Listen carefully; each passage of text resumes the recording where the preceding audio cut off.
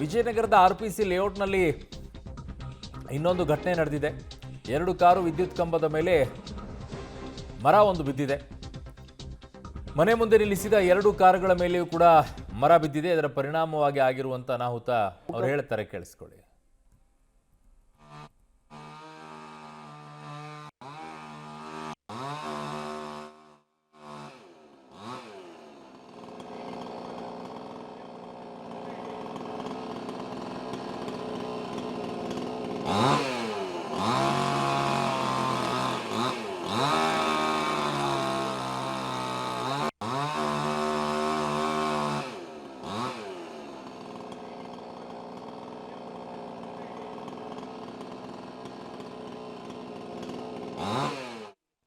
ಏನು ಕಾರಲ್ಲಿ ಏನು ಉಳಿದಿಲ್ಲ, ಎಲ್ಲ ಡ್ಯಾಮೇಜ್ ಆಗಿದೆ.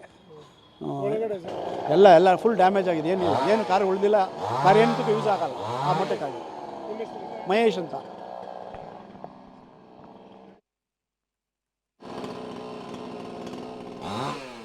ಇದು ಬೆಂಗಳೂರಿನ ವಿಜಯನಗರದಲ್ಲಿರುವಂಥ RPC ಲೇಔಟ್ನಲ್ಲಿ ಮರ ಬಿದ್ದು ಸಂಪೂರ್ಣವಾಗಿ ಕಾರೆಲ್ಲ ಜಖಮಾಗಿದೆ. ಬೈಕ್ಗಳಿಗೆಲ್ಲ ಹಾನಿಯಾಗಿದೆ. ಬಹುತೇಕ ಕಡೆಗಳಲ್ಲಿ ಇದೇ ಸಮಸ್ಯೆ ಆಗಿದೆ. ಮರ ಬಿದ್ದು ವಾಹನಗಳ ಹಾನಿಯಾಗಿರುವಂಥ ಪರಿಸ್ಥಿತಿಗಳು ತುಂಬ ಕಡೆಗಿದೆ. ಈಗಾಗಲೇ ಹೇಳ್ತಾ ಇದ್ರು, ಮರಗಳು ಎಲ್ಲಿ ಒಣಗಿದೆ ಅವನ್ನೆಲ್ಲ ಕಟಾವು ಮಾಡುವಂಥ ಕೆಲಸ. ಮರಗಳು ಒಣಗಿರೋದಿಲ್ಲ, ಮರಗಳು ಒಣಗಿರೋದು ಸಣ್ಣ ಕೊಂಬೆಗಳಿರ್ತವೆ.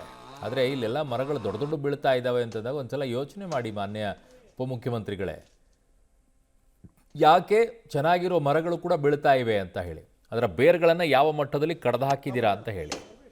ಮರ ಇರುವ ಪಕ್ಕದಲ್ಲಿ ಮನೆ ಕಟ್ಟಿರ್ತಾರೆ ಒಂದು 10 ಅಡಿಯಲ್ಲಿ, ಅದರ ಬೇರುಗಳೆಲ್ಲೋಗಿರುತ್ತೋ ಅದನ್ನು ಕಡ್ದು ಹಾಕಿರ್ತಾರೆ ಅವ್ರ ಪಾಡಿಗೆ ಅವ್ರ ಮನೆಗೆ. ಈ ಕಡೆ ಕೆಲಸ ಮಾಡೋರು ಕಡ್ದು ಹಾಕಿರ್ತಾರೆ. ಇನ್ನೇನು ಉಳಿದಿರುತ್ತೆ ಅದರಲ್ಲಿ.